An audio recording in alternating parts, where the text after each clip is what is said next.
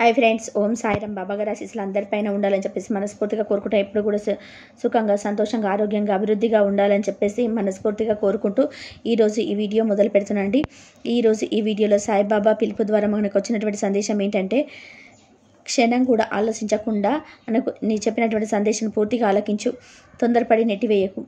ఇలా ఎందుకు చెప్తున్నా అన్నటువంటి విషయాన్ని నువ్వు నా మాటల ద్వారా చక్కగా వింటావని బాబాగారు మనకి ఒక చక్కటి సందేశాన్ని అయితే మన ముందుకు తీసుకొచ్చారండి.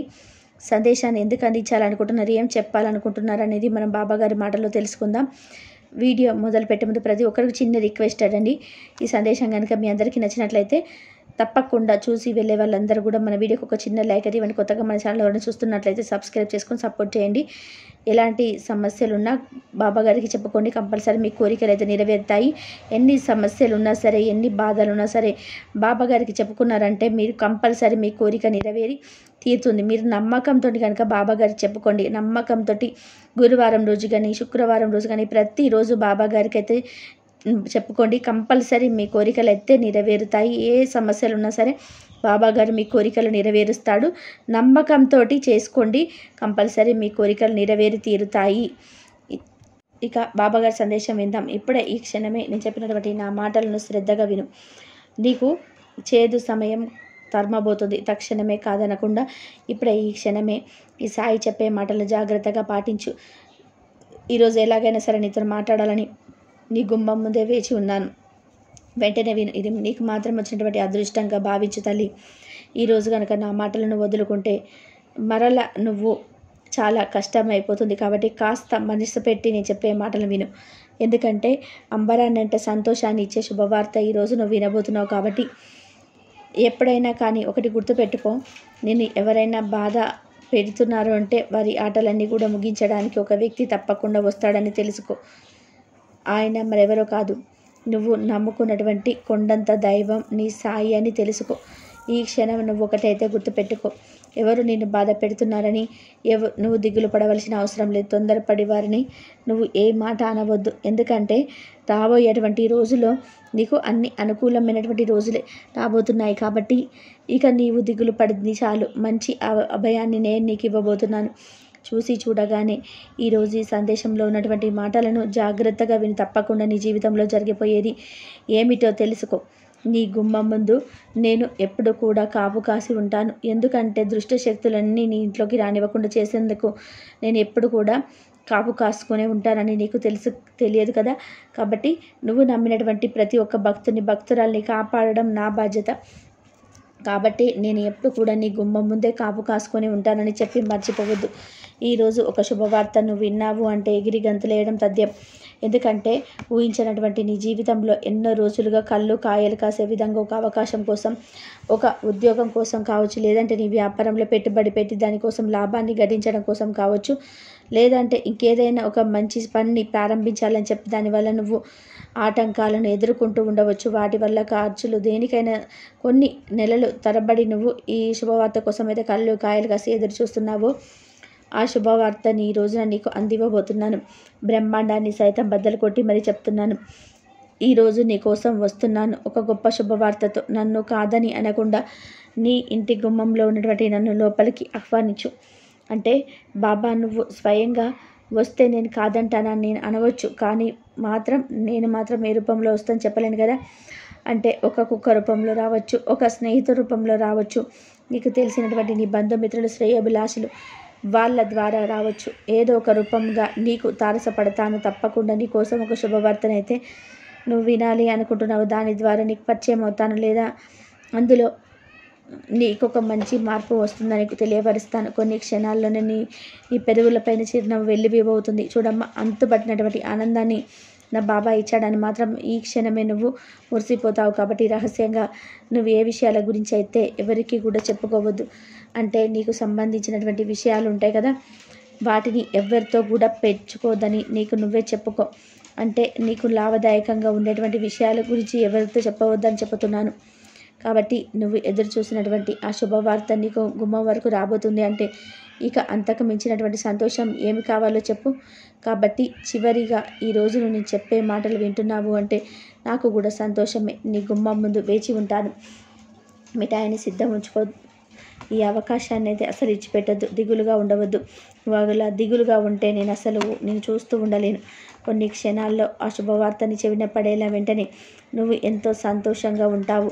నీ గురువును, నీ సాయిని ఈ క్షణం ఇంకా నేను ఎక్కువగా నువ్వు సంతోషంగా నాపై నమ్మకాన్ని పెట్టుకుంటావు. ఏమి ఇచ్చినా కూడా నేను రుణం తీర్చుకోనని, కాబట్టి ఎలాగైనా సరే నీకు సహాయపడుతున్నాను అనేటువంటి ఆనందం నాకు చాలు. శుభాకాంక్షలు. ముందుగా ఈ శుభవార్తను వింటున్నావు అంటే ఈ అదృష్టాన్ని నువ్వు జారవిడ్చుకోకుండా ఈరోజు ఈ మాటలు వింటున్నావంటే ఇది కేవలం నీ సాయి అనుగ్రహం నీపై ఉండడమే. చూడమ్మా, నీ అదృష్టాన్ని అంతటి కూడా చక్కగా నేను ఈ శుభవార్తలోనే ఇన్ని రోజులు దాచి ఉంచాను.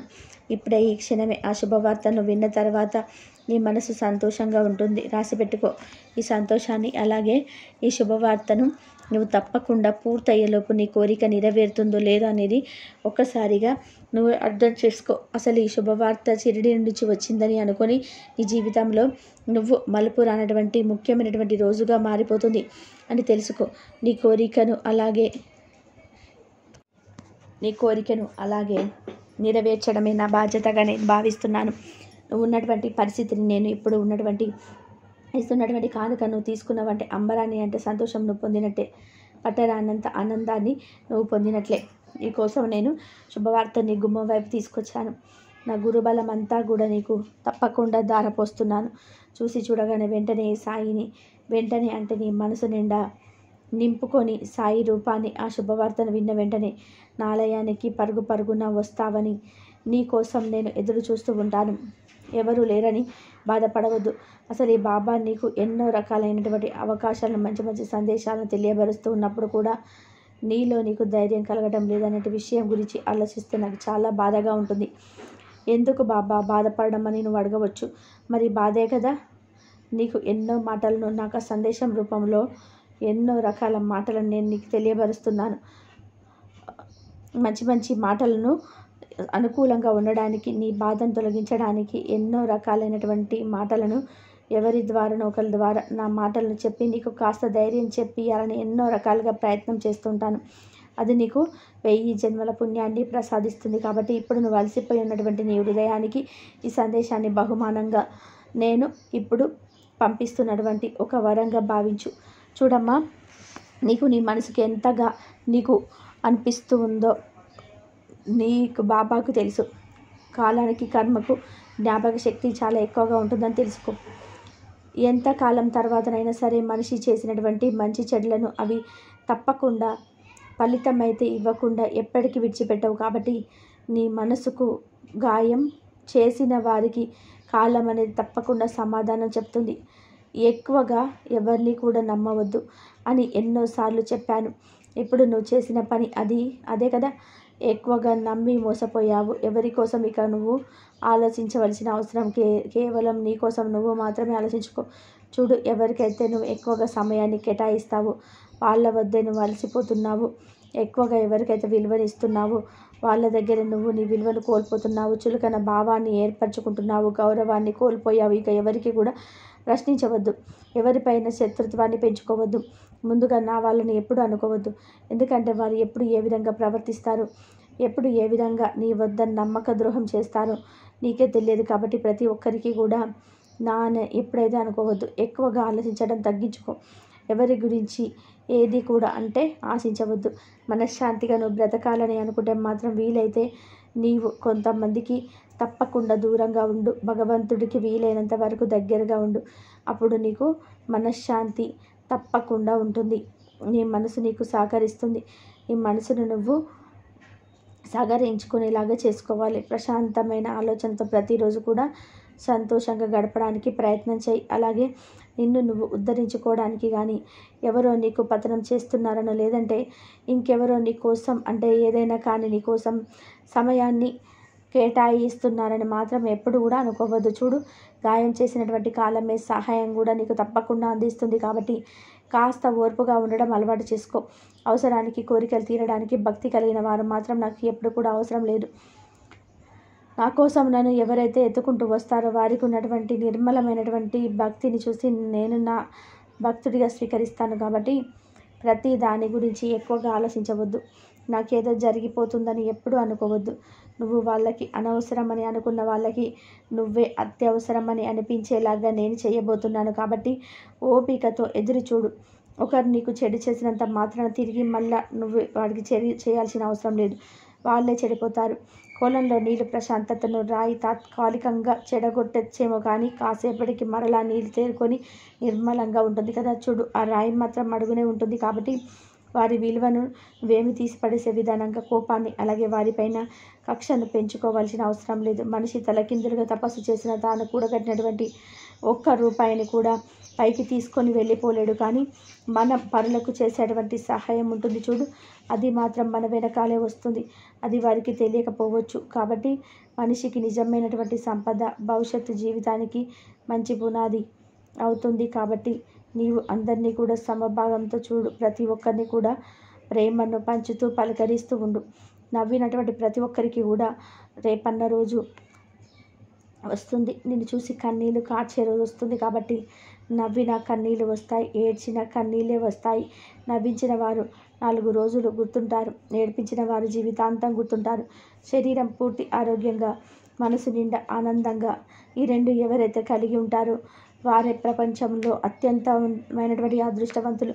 నీకు శరీరం పూర్తిగా ఆరోగ్యంగా ఉంది కదా, నీ మనసు నిండా నువ్వేం ఆనందించటం లేదు, అంతే తేడా. కాబట్టి ఆనందంగా ప్రశాంతంగా ఉండు. అంతకు మించినటువంటి నీ జన్మకు ఏం కావాలో చెప్పు. నీ జీవితంలో ఏది ఎప్పుడు ఇవ్వాలో అప్పుడు తప్పకుండా నీ హృదయానికి సంబంధించినటువంటి ప్రతి ఒక్కటి కూడా మనసు ప్రశాంతంగా అలాగే ఆనందాన్ని నేను ఇస్తాను కదా. ఏది ఎప్పుడు విడిచిపెట్టి వెళ్ళిపోవాలో అప్పుడే మన నుండి దూరం అయిపోతుంది. ఇందులో నువ్వు దేనికి కూడా ఆపలేవు.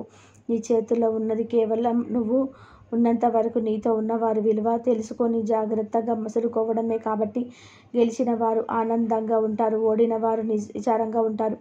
ఇవి రెండు శాశ్వతం కాదని తెలిసిన వారు నిరంతరం సుఖంగా, శాంతిగా, సంతృప్తిగా ఉంటారు. కాబట్టి నీ మనసును నువ్వు ప్రశాంతంగా ఉంచుకో.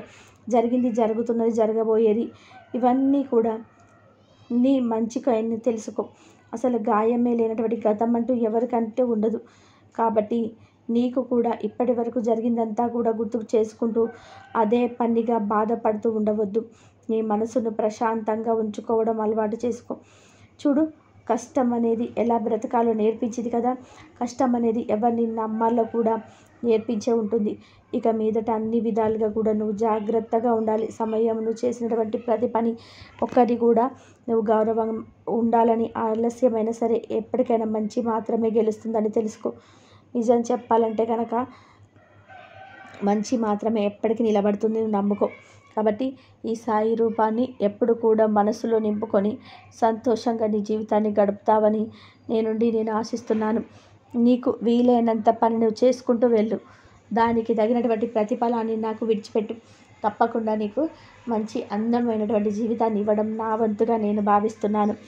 ఎవరు ఎంత అందమైనటువంటి వేషం వేసినా కాలం తప్పకుండా నిజ స్వరూపాలను, గుణాలను ఏదో ఒక రోజు బయటపడేలా చేస్తుంది. నిన్ను బాధ పెట్టిన వారి గురించి అదే పనిగా ఆలోచించకుండా మనసును ప్రశాంతంగా ఉంచుకుంటావని, అలసిపోయినటువంటి నీ హృదయానికి నా మాటలు ఒక వరంలా భావిస్తావని సాయి నుండి కోరుకుంటున్నాడు. ఇక ఎప్పుడు కూడా నువ్వు సంతోషంగా ఉండాలని, నీకు మరలా కూడా ఆనందాలను ఇవ్వాలని నీ సాయి తండ్రి నీకు ఎప్పుడు కూడా తోడుగా ఉంటాడనే విషయాన్ని మాత్రం నువ్వు మర్చిపోవద్దు. జీవితంలో బాధలు పడినటువంటి వ్యక్తి ఎన్నో విధాలైనటువంటి అనుభవాలను పొంది ఉంటారు. ఇక నుండి వచ్చేటువంటి రోజులన్నీ కూడా, అంటే ఏ బంధం అయితే నీ నుండి దూరంగా వెళ్ళిపోయిందో తిరిగి వారితో జాగ్రత్తగా ఆనందంగా ఉన్నటువంటి రోజులు నీకు తప్పకుండా వస్తాయి. వారి ప్రేమను కానీ, గౌరవాన్ని కానీ ఏమాత్రం కూడా తగ్గించుకునే విధానంగా వారితో ప్రవర్తించవద్దు.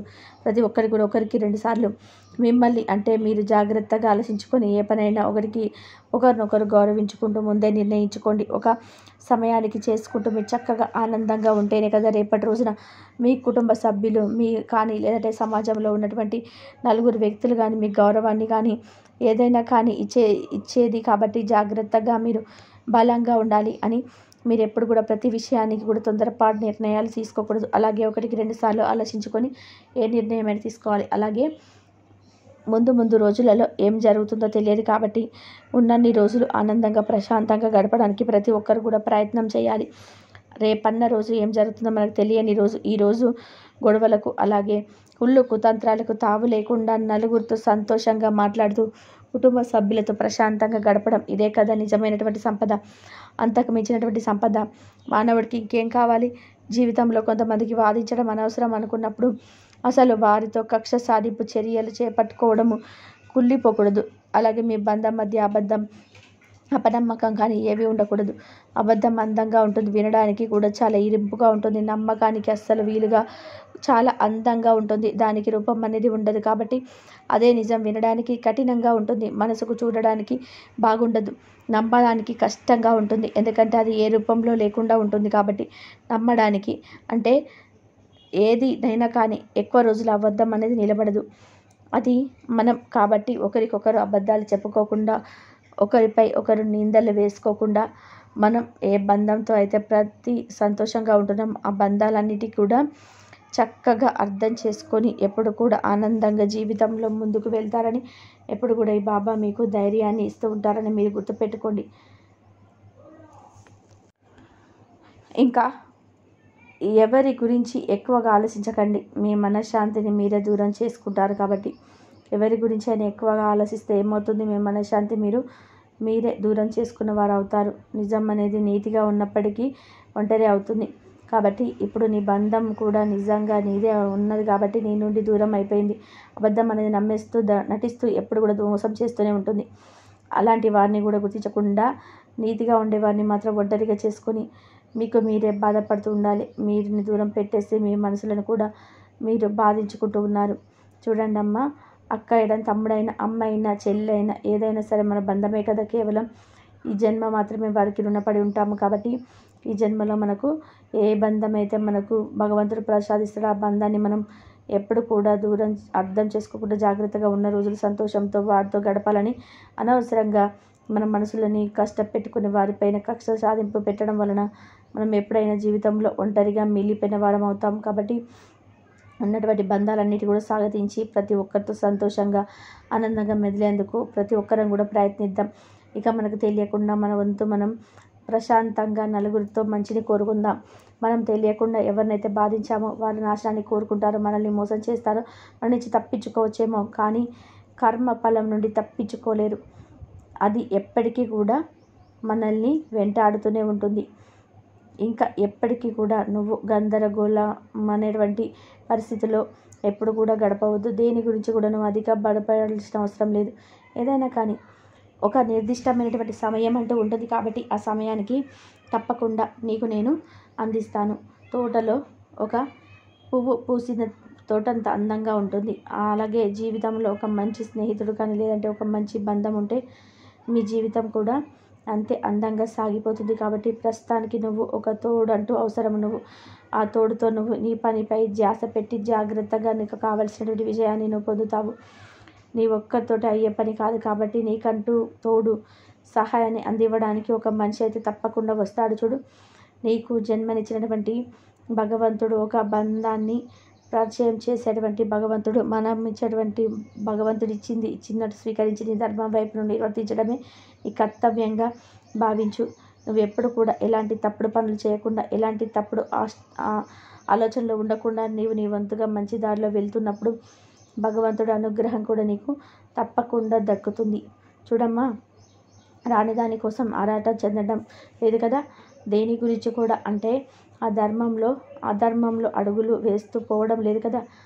భయం ఏదైనా కానీ నువ్వు అడగకుండా నీ ఇవ్వాలయ్యేటి అరిగి మరిగి ఇప్పించుకోవడం కూడా నాకు బాగా ఇష్టం. చూడు, నువ్వు అడగకుండా ఏది కూడా నేను ఇవ్వను. అడగంది అమ్మాయిన అన్నం పెట్టదని అంటారు కదా. కాబట్టి నువ్వు అడిగావు కాబట్టి మొట్టమొదటిసారికి బాబా నీ కోరికను తప్పకుండా వెళ్ళి విరవబోయే విధానంగా నీ పెదవులపైన ఆనందాన్ని చూడాలనుకుంటున్నారు. కాబట్టి నీకోసం ఒక మంచి బహుమానాన్ని తప్పకుండా ఇస్తారని చెప్పి బాబా గారు మనకి ఈరోజు ఈ సందేశం ద్వారా తెలియపరుస్తున్నారండి. తప్పకుండా మన జీవితంలో మనం మంచి ఫలితాన్ని అనుభవిస్తాము. కొంచెం ఓపికతో ఉంటే కనుక అన్నీ కూడా సాధ్యమవుతుంది. ఈ వీడియో కనుక మీ అందరికీ నచ్చినట్లయితే తప్పకుండా చూసి వెళ్ళే వాళ్ళందరూ కూడా మన వీడియోకి ఒక చిన్న లైక్ అయితే ఇవ్వండి. కొత్తగా మన ఛానల్ని ఎవరైనా చూస్తుంటే కనుక ఛానల్ని సబ్స్క్రైబ్ చేసుకొని వీడియో నచ్చినట్లయితే లైక్ చేయడం మాత్రం మర్చిపోకండి. మరొక వీడియోతో మళ్ళీ కలుద్దాం. సర్వేజన సుఖిన భవంతు. ఓం సాయిరాం. శ్రద్ధ సబూరి. బాబా గారు చెప్పిన ప్రతి ఒక్క మాట కూడా మన జీవితంలోనే వర్తిస్తుంది. మన జీవితంలో ఏం చేస్తున్నాము, ఏం చేయబోతున్నాము అనే విషయాలపై రేపన్న రోజు ఏం జరుగుతుందో అనే విషయం తెలియని రోజు కాబట్టి ఈ రోజు గొడవలకు అలాగే కుళ్ళు కుతంత్రాలకు తావు లేకుండా ఉండమని చెప్పేసి బాబా గారి తీరు మనతో చెప్తున్నారు కదండి. అలాగే కుటుంబ సభ్యులతో ప్రశాంతంగా గడపడము ఇదే కదా. అంతకు మించినటువంటి సంపద మానవుడికి ఇంకేముంటుందని చెప్పేసి ఈ వీడియోలో బాబా గారితో ఒక మంచి సందేశం